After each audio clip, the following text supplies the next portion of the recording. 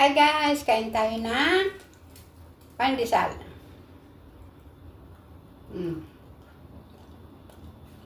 Homemade pandesal. At saka, ayan mainit, pizza.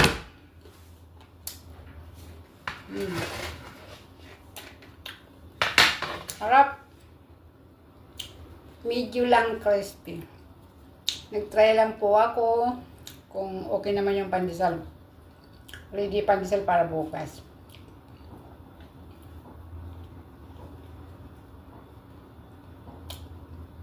Tapos yung pizza, dinner namin ni Yuli. Ayan. Mainit.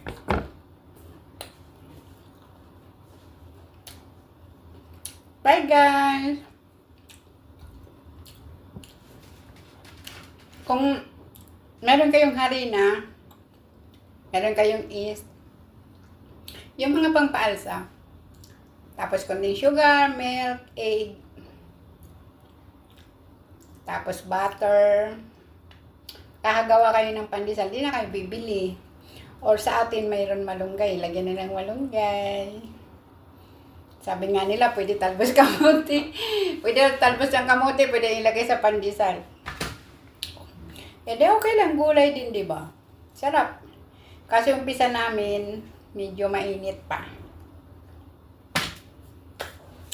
Okay guys, bye!